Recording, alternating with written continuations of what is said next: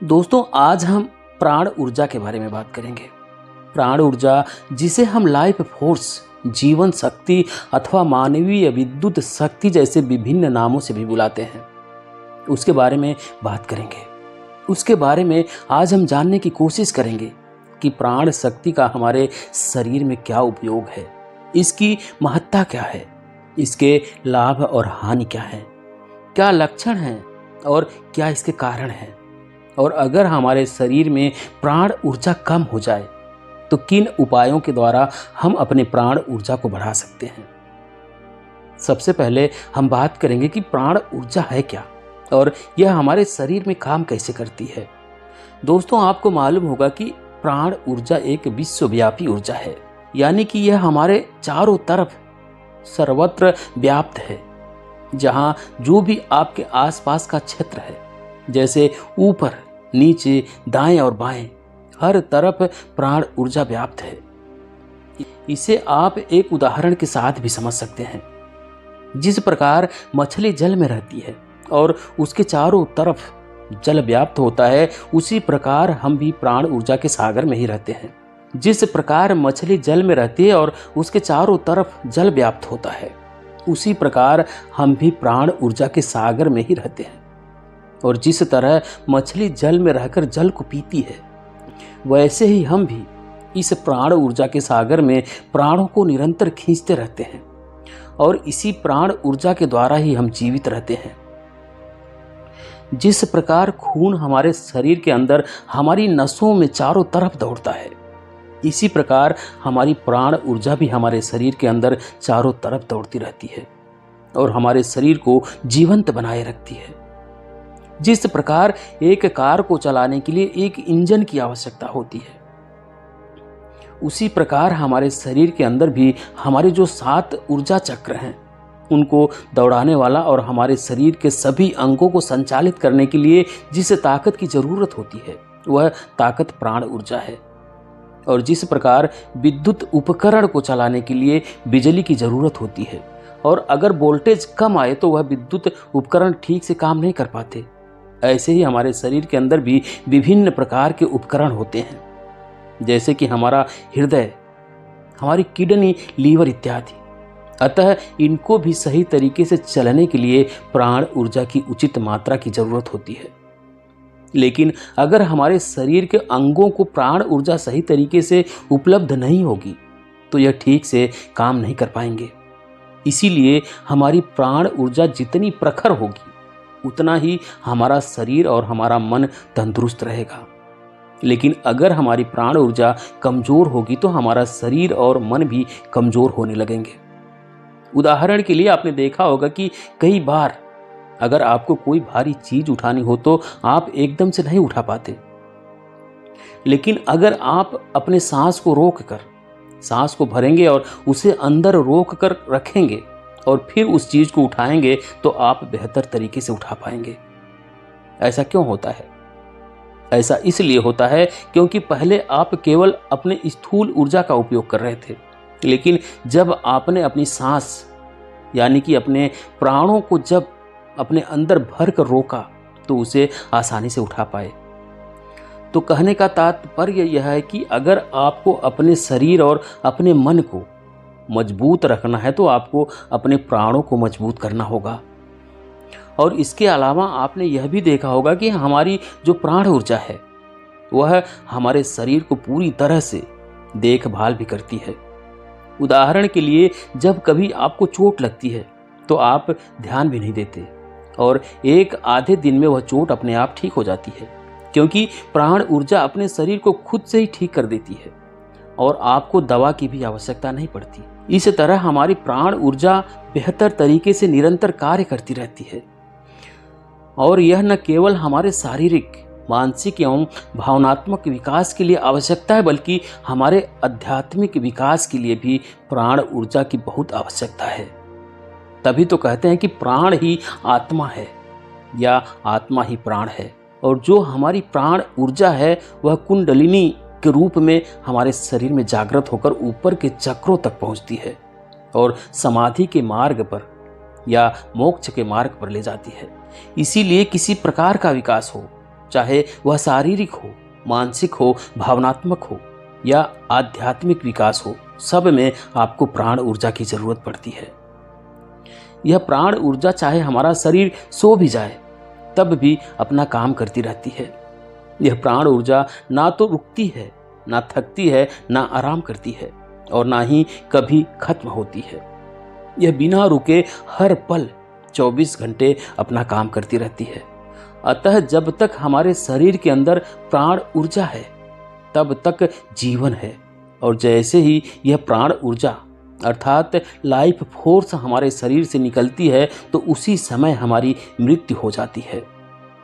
इसके अलावा यह भी याद रखें, कोई शारीरिक रूप से कितना भी मोटा ताजा क्यों ना हो, कितना भी स्वस्थ क्यों ना हो, लेकिन जरूरी नहीं है कि वह उतना ही प्राणवान भी होगा। आपने देखा होगा कई हेल्दी और स्ट्रांग लोग होते हैं लेकिन वह जल्दी हार मान जाते हैं क्योंकि उनकी प्राण ऊर्जा उतनी स्ट्रांग नहीं होती। जबकि कुछ लोग शारीरिक रूप से बहुत कमजोर होते हैं लेकिन फिर भी वह हार नहीं मानते और बड़ी से बड़ी चुनौती को भी वह पार कर जाते हैं। ऐसा इसलिए कर पाते हैं क्योंकि उनके अंदर प्राण ऊर्जा प्रचुर मात्रा में होती है। यही प्राण ऊर्जा जो प्राणों की प्रखरता है, उसे आप किसी के चमकते चेहरे के रूप में पहचान सकते हैं। जैसे किसी के चेहरे पर बहुत ज्यादा साइन है, उसकी आंखें चमक रही है और उसके चेहरे पर आत्मविश्वास है, तो आप समझ सकते हैं कि उसकी प्राण ऊर्जा प्रबल है। या फिर किसी किसी की वाणी बहुत प्रबल होती है, उनका उच्चारण अत्यंत जोशीला होता है, तो इसका मतलब है कि उनकी प्राण ऊर्जा प्रखर है।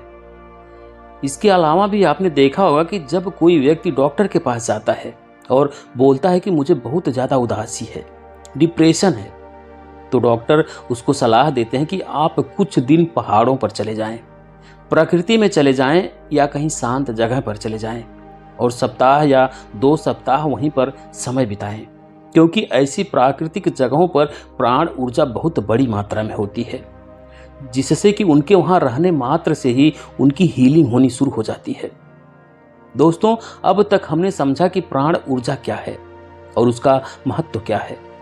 तो चलिए अब समझ लेते हैं कि ऐसे कौन से लक्षण हैं जिनको देखकर हम समझ पाएं कि हमारे अंदर प्राण ऊर्जा पर्याप्त मात्रा में है या नहीं, यह सही तरीके से काम कर रही है या नहीं, और साथ में उनके लाभ भी जानने की कोशिश करेंगे। दोस्तों, अगर आपकी प्राण ऊर्जा आपके शरीर में प्रबल है और अच्छी मात्रा में सही तरह से काम कर रही है तो आपके कुछ लक्षण होंगे। पहला लक्षण यह है कि आपको कई बार सपने में हवा में उड़ने का एहसास होगा। आपको ऐसा सपना आएगा कि जैसे कि आप हवा में उड़ रहे हैं। यह इंगित करता है कि आपकी प्राण ऊर्जा प्रखर हो रही है।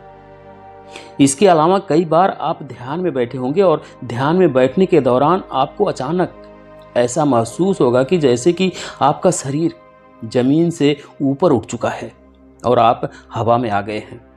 इसलिए सभी संकेत बताते हैं कि आपकी प्राण ऊर्जा प्रबल है। और भी कुछ लक्षण हैं, जैसे मान लीजिए कि आप कहीं बैठे हैं और बहुत मधुर संगीत बज रहा है, तभी आपके पैर थिरकने लगे तो इसका मतलब आपकी प्राण ऊर्जा अच्छी है। कई बार अचानक से सुहाना मौसम बन जाए, बारिश आने लगे, या कभी आप किसी सुंदर प्राकृतिक स्थान में चले जाएं और आपका जी मचल जाए और आपका दिल अंदर से नाचने लगे, तो इसका मतलब आपकी प्राण ऊर्जा आंदोलित हो रहा है, जो कि अच्छा लक्षण है। इसी प्रकार कोई प्रेमी अपनी प्रेमिका को देखकर या प्रेमिका अपने प्रेमी को देखकर अगर उसके दिल में हिलोरे उठने लगे तो यह भी आपके प्राण छिर में उन्नति के संकेत हैं। क्योंकि अगर आप मृत होंगे और आपके अंदर कोई भावना उत्पन्न नहीं हो, चाहे कितना भी सुंदर संगीत बज रहा हो, चाहे मौसम कैसे भी करवटें बदलते हों, इससे आपको कोई फर्क ना पड़े, तो इसका मतलब आप इंटरनली डेड हो चुके हैं। आपकी प्राण ऊर्जा डेड हो चुकी है, जिससे कि आपको कोई फर्क ही नहीं पड़ रहा है। इसके अलावा अगर आपकी प्राण ऊर्जा प्रखर होगी तो आप देर तक सो नहीं पाएंगे, आप ब्रह्म मुहूर्त में सहज ही उठ जाएंगे। अतः अगर आप सुबह जल्दी उठ जाते हैं तो आपकी प्राण ऊर्जा अच्छे से काम कर रही है। लेकिन अगर आप बिस्तर पर 9 से 10 बजे तक पड़े रहते हैं तो इसका मतलब है कि आपकी प्राण ऊर्जा कम हो रही है। और अगर आपकी प्राण ऊर्जा विकसित होगी तो उसके परिणाम स्वरूप आपके अंदर उत्साह आएगा, आपका निरंतर कुछ कार्य करने का दिल करता रहेगा और आपके अंदर आत्मविश्वास भरपूर रहेगा। और इसके अलावा आप आशावादी रहेंगे। आपके अंदर बहुत से जो सकारात्मक गुण होते हैं वह सब आपके अंदर मौजूद रहेंगे। इसके अलावा आपका चेहरा खिला खिला रहेगा। इस स्थिति में आप आध्यात्म में भी तेजी से प्रगति करेंगे। लेकिन यदि आपके प्राण ऊर्जा में गिरावट होगी तो आपके अंदर हमेशा थकावट रहेगी, तनाव, चिंता बनी रहेगी। आपको नींद सही से नहीं आएगी, आपका मन चंचल बना रहेगा, आपके अंदर उदासी रहेगी और आपका चेहरा मुरझाया रहेगा।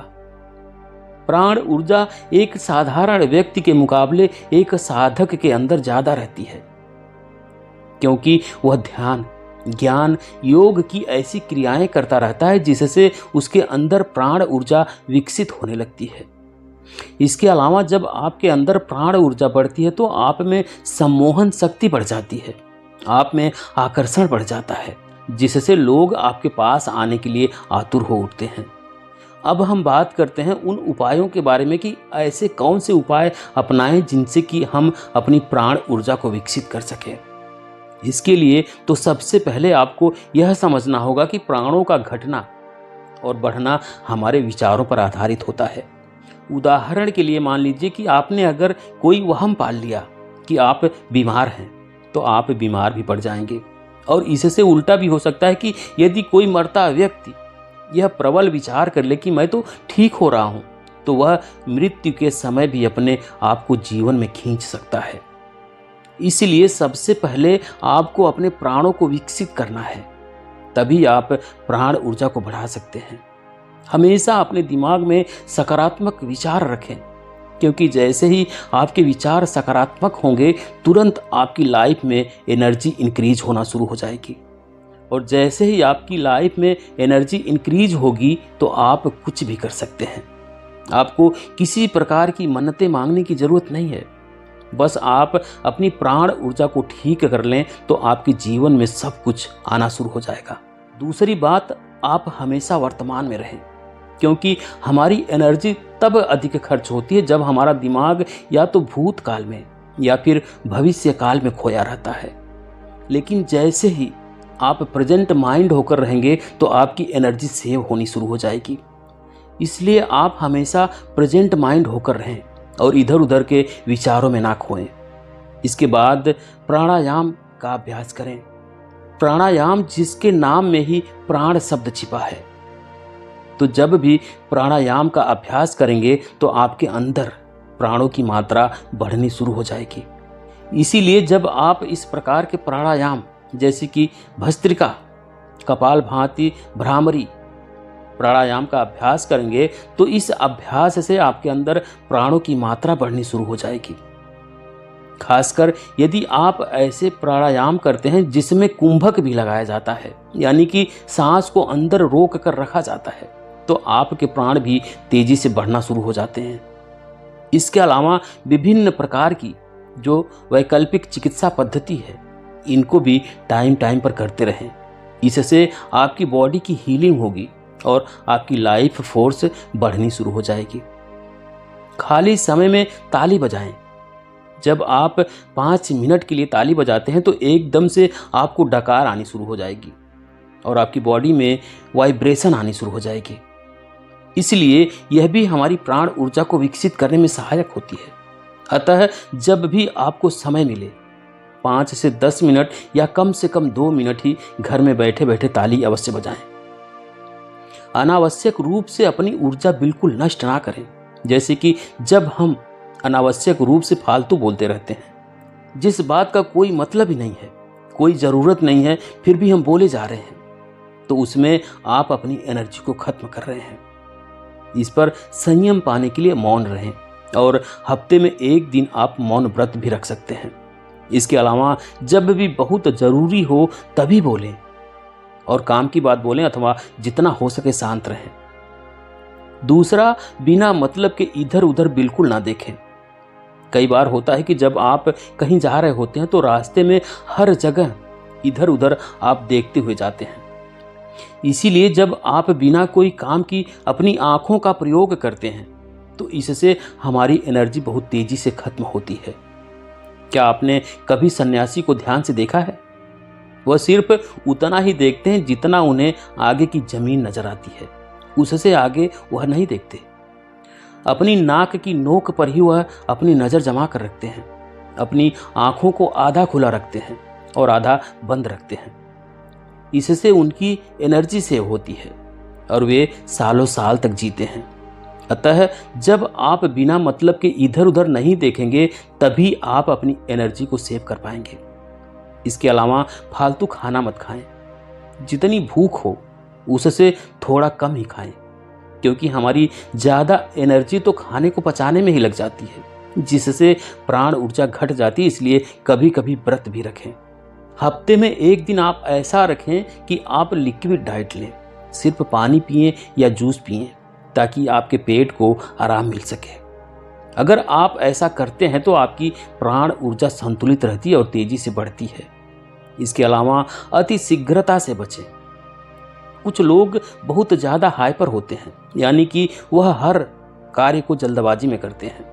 जैसे कि दौड़ते दौड़ते जाएंगे और दौड़ते दौड़ते आएंगे, एकदम से उठ जाएंगे और एकदम से बैठ जाएंगे। हर वक्त वह अति शीघ्रता में ही रहते हैं, तो इससे भी हमारी एनर्जी बहुत घट जाती है। इसीलिए थोड़ा रिलैक्स रहें और अपनी गति को थोड़ा धीमा रखें। कोई भी कार्य करें तो शांतिपूर्वक करें, क्योंकि जितना आप शांतिपूर्वक कार्य करेंगे उतना ही आपके अंदर प्राण ऊर्जा की बढ़ोतरी होगी।